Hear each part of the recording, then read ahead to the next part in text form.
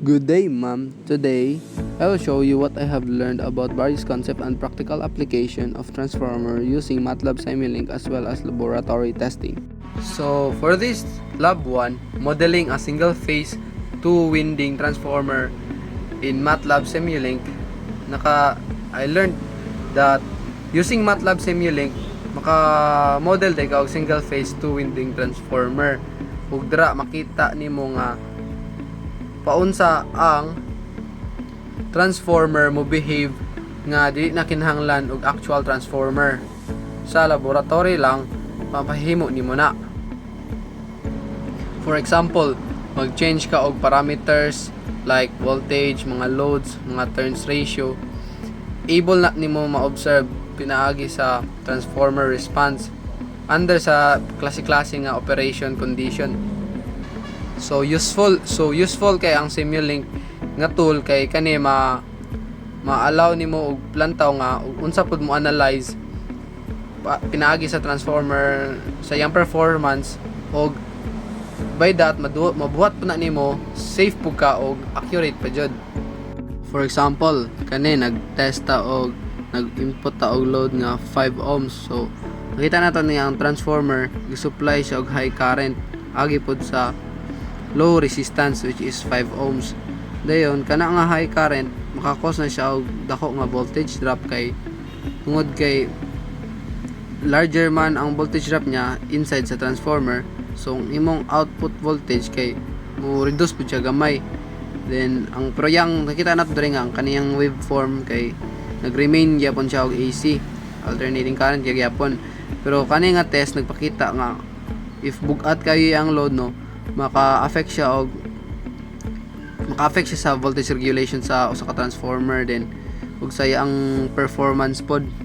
So for example, kani kay input ta og 10 ohms load. Kani nga load resistance nag-draw siya og sa transformer more current compared to sa higher resistance loads. Ang resulta, there is a large voltage drop sulod sa transformer gyapon. Then due aning internal impedance niya, ang waveform sa scope sa voltage across the load kay nakita nato nga ang waveform nag-remain gyapon siya og sinusoidal. Then ang output voltage kay slightly ni-reduce siya agi sa kining heavier load. Kani nag-demonstrate nga kung lower ang load resistance, ni-increase ang current, then makakos siya greater voltage regulation sa transformer. And now for lab 2, we have the open circuit test single phase transformer. So from open circuit test I learned that kung paunsa ma-determine ang core loss ug ang no load current sa transformer kay during sa test niya kay ang secondary winding niya, as we can see here, left open siya, while ang rated voltage kay gi-applyan siya og primary winding. Since gamay ra man ang current nga ni flow, so ang copper loss niya kay gamay ra pod. Then ang na-measure sa power kay kasagaran na represent siya as unang ginatawag na tog iron or kanang core loss. So we have the value here as we plug in it in this power calculation for apparent power and no load losses. We can see here the scope output of the voltage secondary waveform. Kani nga simulation nagperform tag open circuit test sa single phase transformer gamit ang MATLAB. So ipakita diya ang result nga ang secondary voltage kay 226.1 volts, then ang current kay 4.521 ampere, then natay apparent power nga 1022 voltage amp. Then ang real power nato or kanang no load loss kay 1022 watts. So ang voltage ug current waveform sa scope, kita nato diya nga stable siya sa sinusoidal. Munang nag-indicate pa siya proper transformer operation. So ang tanan kining activity nakatabang sa nakuha nga unsaon pag-determine ang no load characteristic ug core losses sa transformer pinaagi sa simulation, which is kining useful kay siya sa pag-evaluate sa transformer performance ug sa iyang efficiency without performing actual laboratory testing. Sa ato pa daw kay yung nakatabang kay safe pug ka at the same time wala yung mga ini risk. And now for lab 3 short circuit test ng single phase transformer. So based sa aning simulation I learned ma'am na paunsa ang load resistance makapekto sa secondary voltage ug sa current transformer. For example, there is a first setup kani natay load nga 39.5 about ana nga ohms ng transformer delivered po siya approximately 395.4 voltage. Then ang root mean square og nga 10.01 ampere, which is close sa rated operating condition. So ang yang scope nagpakita nga smooth ra gyapon yang sinusoidal nga waveform. Then nag-indicate na siya mo na normal normal transformer nga operation. Then kanang sayang load resistance nga nag-reduce og 20 ohms, then ang current can increase pud og about 19.45 ampere, while ang secondary voltage niya kay ni drop pud sa around 389 volts. Then kanina itabo ni siya agi sa lower man yang resistance, so mas lower ang mo resist, mas daghag allowable nga current nga maka-flow. Then kung daghag flow nga current mas larger pod ang mausik or masayang which is ang voltage drop nga ginatawag inside sa transformer. Dayon next kaning sa 30 ohms nga load, so ang current niya kay ni-decrease pod sa about 13.11 amperes, and ang iyang voltage kay ni-increase slightly sa around 393.4 volts. Dire nag-show nga ang load nahimo siyang lighter kay less mo pod yung current nga gidrone, o ang iyang voltage regulation kay ni-improve. So kaning activity na I understand nga kanang ang transformer dili day mag-maintain exactly ang output voltage under sa tanan nga load nga condition, kay ang load current mo increase man if ang output voltage nimo kay slightly po siya decrease agi sa transformer nga yang internal impedance. So kanang nakakuha na siya ang kining voltage ug ang current nimo kay nakadepende siya sa kining load nga gi-connect. So basically kung current, then nakadepende siya sa connected nga load. Then kung low ang resistance, so mag-draw po siya og higher current, then mas dako po yung voltage drop. Then kung higher, vice versa na pod, kung higher resistance, syempre ang less pod ang current nga moagi, then mas ma-maintain niya ang higher output voltage. And now for lab 4, let's proceed to voltage regulation of a transformers. So in this simulation, kani nag-demonstrate sa voltage regulation of a single phase transformer. Gamit na to ang MATLAB Simulink. Then kani nga setup kay nag-include na diri ang AC source, transformer, mga variable load resistance o voltage measurement blocks. So kani ang nakita nato nga sa no load, ang transformer nag-produce its highest output voltage around 440 volts. Kaya agi almost walay current kani flow. So ang load resistance kay reduce to 0.8 ohms. So ang output voltage drop around 352 volts. Dayon at 0.5 ohms ang voltage ni decrease po siya further to about 314 volts due to the heavier load ug sa higher current. So I learned that nga kining ang voltage regulation day kay Marcia ga describe ba og paunsa ang transformer output voltage nga mag-change siya gikan sa no load to full load. Kay if ang maayo man gud nga transformer kay dapat jud gamay ang voltage drop, samtang ang heavier ang iyang load nga results sa greater voltage regulation kay agi man pud sa transformer's internal impedance. For laboratory 5, efficiency of a transformer. So kani nga Simulink setup no, use siya to model a single phase transformer. Pil na di ang AC source parehag previously sa na talk about. Then nagkuha na po siya transformer, na siya resistive load, na siya RMS, yung measure po siya blocks o mga scopes to para ma-monitor niya ang voltage ug current. So kani nga activity I learned nga paunsa ang Simulink magamit para ma-analyze ang transformer's performance without building kanang physical circuit. As we can see here, natay kining primary voltage. Kani nga graph kay gapakita siya nga unsa ang primary voltage waveform. ko. So murag kani kay stable ra pud siya ma'am, then yung sinusoidal kay AC wave, which means nga murag ang yan transformer kay nagadawat og steady nga input nga voltage. And I learned nga kining primary side niya kay murag electrical energy ni siya nga na-enter sa transformer. Then kaning sa primary current, kaniyang graph kay ga represent sa primary current flow paingon sa transformer. Kani ga show nga naga-supply siya sa energy nga kinahanglan sa load nga i-connect siya sa secondary side. And I learned nga kaning primary current niya ma'am kay nag-changes depending sa load nga i-connect sa transformer. Og direta sa secondary voltage, kani nga graph pod ga shows po siya og secondary nga waveform. Dayon ang kanyang amplitude kay lower kaysa sa primary voltage. I believe nga kining indicator niya nga ang transformer kay ga-operate as a step down transformer. And I learned also that kani kay output ang iyang output voltage nakadepende pod sa turns ratio sa transformer. And for the secondary current, kani nga graph nag-show siya secondary current nga naga-deliver siya sa load. So ang secondary current niya dinhi kay higher pa sa primary current. And I learned that when ang voltage mo ubos sa ang current pod kay mo increase to para ma-transfer ang power efficiently. Samtang nag-maintain ang waveform nga sinusoidal. And I also learned that from the word efficiency of a transformer, madrig hisgot nga how efficient ang usa ka transformer, how close it is sa 100%.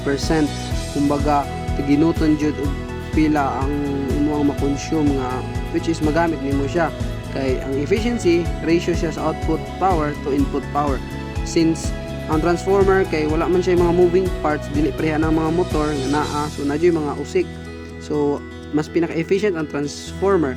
I mean often reaching siya sa more than 95% efficiency. Pero ang efficiency niya kay maapektuhan gyapon siya og core losses and copper losses. So ang pag-reducing sa losses kay maka-improve pud sa overall performance. Laboratory 6, parallel operation of a transformer. So for the parallel operation, commonly siya ginagamit sa mga power system. Agi kay kaya niya i-increases ang available power capacity ug ma-improve ang reliability. Then ma-allow po niya nga ma-maintain ang usa ka transformer without completely interrupting ang power supply. So nakita nato diri sa Simulink, nag-consist siya og two transformer nga gi-connect sa in parallel. Ilang secondary winding kay naka-connect sa same load, and meaning both transformers delivered power simultaneously. So ang usa ka transformer mo operate siya properly as a parallel kay dapat kining yang voltage ratio kay the same, yang polarity, yang frequency kay similar pod og similar pod yung impedance. Then para ma-ensure nga ang both transformer ga share sa load properly without circulating currents between them. So kana may mga factors nga ginalantaw dapat sa usa ka parallel operation. So during sa simulation nakita nato diri nga ang resistance is nausob gikan sa 1 to 5 paingon sa 1 to 2 to 5. So while ang uban nga parameters nag-remain og constant. So sa nakita nato diri sa record natay ohms nga 1, 2 then 5, then each nila na sila peak voltage na pud sila peak current, which is money 500, 245. Then sa number 2 ohms pod kay napay 555 voltage nga peak o 140 nga ampere mo po na peak current niya, ang pinaka tumoy nga kaya niya, pinakataas nga kaya niyang abuton. And also for the 5 ohms napod siya 590 volts peak o 65 ampere peak.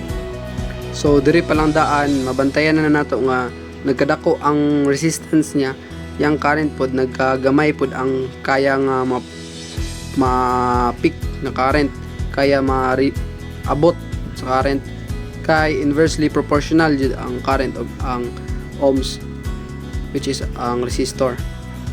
I mean ang resistance kay ang resistor device man din natin. So sa nakita nato diri nga ang 1 ohms sa permirong test ang load resistance kay 1 ohm. So mo na ang pinaka lowest resistance. So ang load nagdemand siya og highest current. So kada transformer naga-supply og approximately 245 amps. Mo na yung peak, while ang nag-maintaining output voltage about 500 volts. Mo na yung pong roughly, since ang total load nga demand og high, so ang both na transformer ga-share og large amount of current. So ang high current naka-cause og greater voltage drop across that internal impedance of each transformer. Mo na maka-result sa nga ang lowest output voltage among the three cases. Dayon diri pod sa analysis kaning inputan og 2 ohms nga load. So ang load resistance is i-increase na siya 2 ohms. So ang current nga gi-supply by each transformer ni-decrease pod to approximately 140 amperes yang peak current, while ang output voltage niya kay ni-increase og about 555 volts yang peak voltage, kay ang load ga-require siya og less current. So ang transformer naka-experience siya gamay nga internal voltage drop, then mo na ni resulta siya og kanang maintain nga high terminal voltage, samtang ga continue og share sa load equally. So siya may murag moderate lang nga load resistance sa parallel transformer system. Then for kaning 5 ohms na gina-inputan siya 5 ohms. So ang yang load resistance kay ni increase og 5 ohms. So ang current nga gi-supply ani each sa transformer ni decrease pod further approximately 65 ampere ang current peak. Base sa itong nakita noon, mas nilayo siya sa rated nga kanang 200 nga naka-indicate kanang waveform nga color blue. While ang output voltage ni increase around 590 volts ang voltage peak voltage with a lighter load. Ang both transformer nagde-deliver siya much less current, since ang current is small, so ang voltage drop inside each transformer kay gamay ra pod. So mag-allow ni siya nga ang output voltage na to kay ideal siya for the secondary voltage.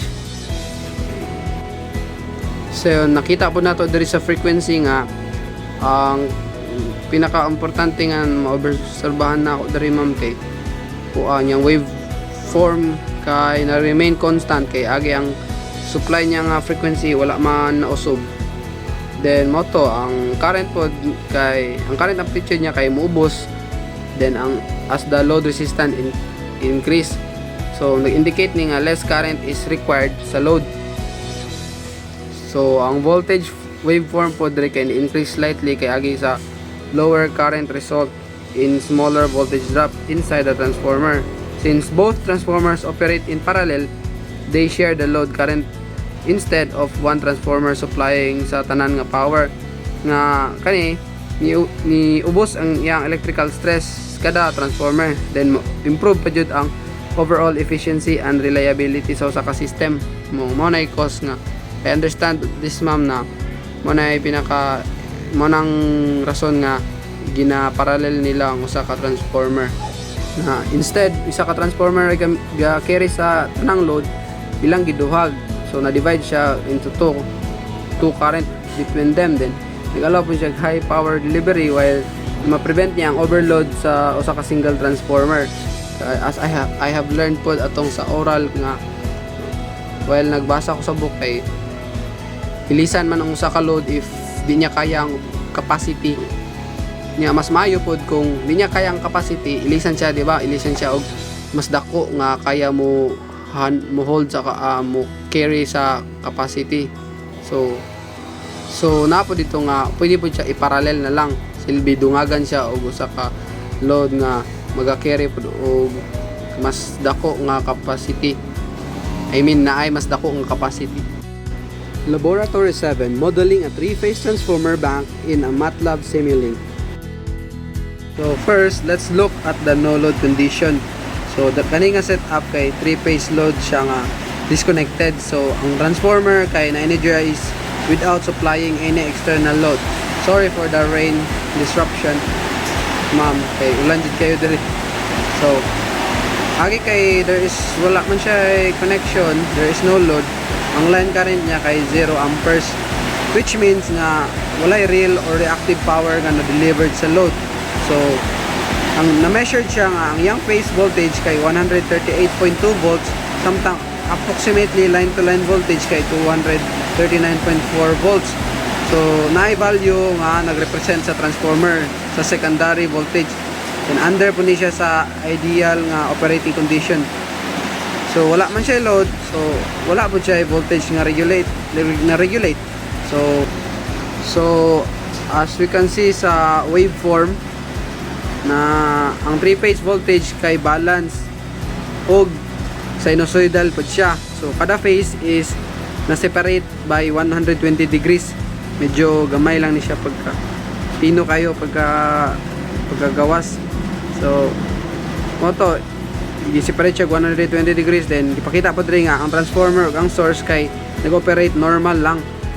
Dayon nya stable lang po yung voltage output. So let's move on sa 0.2 per unit load condition. So in this case, kani nga 3-phase kay parallel sa RLC load na connected sa transformer. Since the load is 20% raman sa rated capacity, nag-represents po siya og light loading condition. Gamay ra, light lang. Then gikan sa simulation na result, nakita nato diri nga nag-deliver siya og 14.4 kilowatts sa real power og 10.8 kilovolts ampere sa reactive, and this indicates that the load consumes both active power which perform useful work. Dayon yung reactive power kay needed because sa inductive and capacitive elements sa RLC load, or kanang RLC nga ginatawag na to resistance, capacitance ug inductance. I mean L for inductance, then C for capacitance, R for reluctance. So ang na measure sa phase voltage kay slightly ni-increase to 138.4 volts, while ang line to line voltage na himo siya approximately 239.7 volts. So ang line current kay ni-rises to 43.37 amperes. Ipakita diri nga ang current karon kay nagflow siya agi sa electrical power nga being na supplied sa load. So nakita ako diri nga ang nakalculate nga voltage regulation kay 0.14% ra.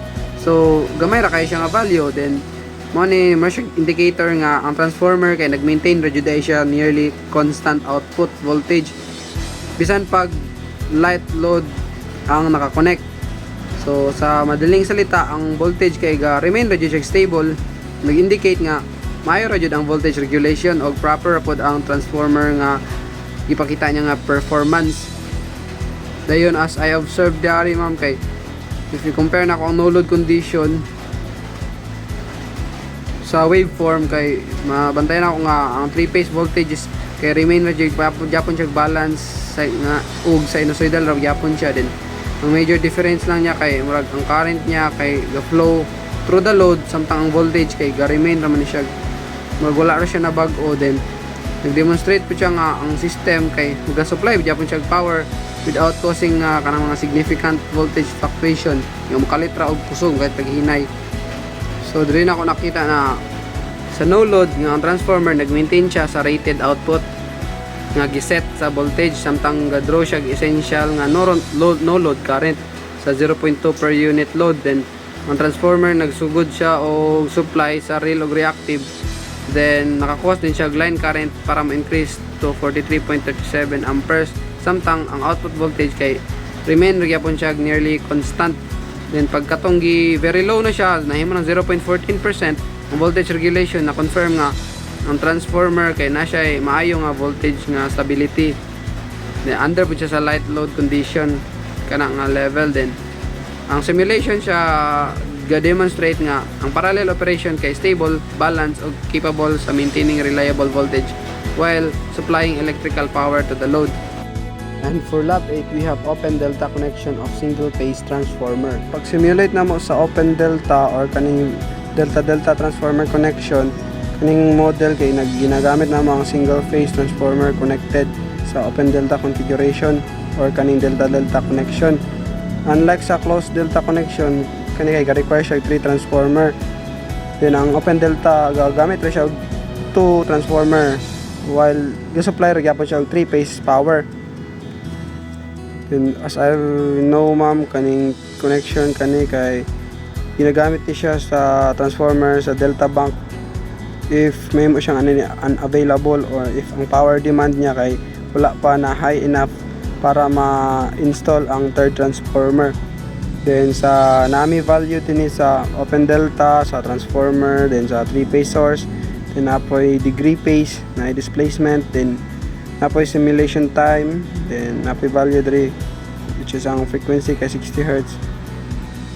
Dayon gikonekan po ni siya voltage blocks, then scope connected po siya, then para po ma-observe ang secondary voltage waveform. Then based on yung simulation result na mo ma'am, after na pag-run sa simulation, obtain na mo ang 3 sinusoidal secondary voltage waveform, pero ang graph kay nagpakita siya nga tulo ka voltage kay same raman lang magnitude, then separated ila ang 120 degrees, which nga kani siya nagpakita nga ang open delta connection kay nagproduce siya og balanced 3-phase output. Then ang scope ani kay nag-display po siya smooth sinusoidal waveform with then wa siya yung distortion, smooth ra kaayo. Murag indicator po siya nga ang connection kay properly siya na operate under sa normal condition. Bisan pa man duha ra ang yang transformer nga nagamit, pero ang circuit kay capable gyapon siya sa pag-supply sa 3-phase load. Murag kani nga ga-demonstrate siya nga usa siya sa biggest advantage sa open delta connection, nga kaya niya mo handle sa 3-phase load bisan duha ra siya ka transformer. Based sa result ma'am, ako nasabtan kay ang open delta connection kay maka-still generate gyapon siya balance 3-phase voltage even nga wala siya ika-third transformer. Pero I learned pod nga kani nga configuration magnara po siya limitation ba, since duha ra man yung transformer nga ma-share sa load, so ang total power capacity pud niya kay lower pod compared sa closed delta bank niya. In practice kay ang open delta bank makadeliver siya 57.7% sa capacity sa complete 3-phase 3 transformer delta bank. This means nga ang connection is efficient for temporary operation nga emergencies nga situation or kanang light to moderate nga loads. Pero if it is not the best choice pang supplying pang heavy loads over a long period yun kay duwa ra man siya ka transformer. So ako ang genuinely nga na-learn ani ma'am kay ang simulation kay di siya always mag-required og 3-phase transformer. Na before mag-study ani nga topic ay thought nga every 3-phase transformer bank kay need siya og 3-phase transformer. Na kaning simulation nagkita nga bisa mong result nga ang correct transformer connection ag phase relationship kay duha ra man siya ka transformer niya, still makaproduce gyapon siya balance 3-phase output, pero dili daw siya pang long lasting niya.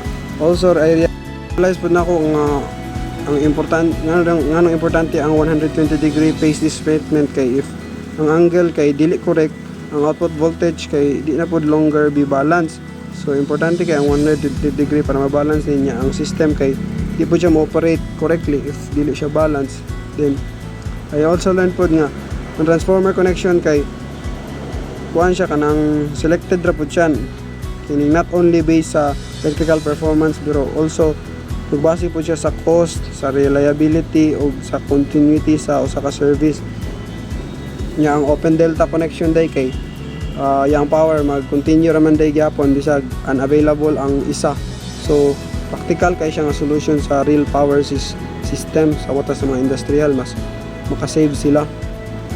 And even if kani nga configuration kay mas lower yung power capacity compare sa closed delta connection, nag-provide po siya og economical o reliable nga alternative kung temporary nga operation baka ng mga emergency service o kanang mga gagmay nga load.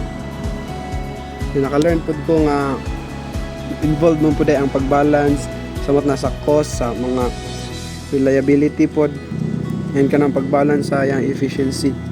Kumbaga praktikalan pod.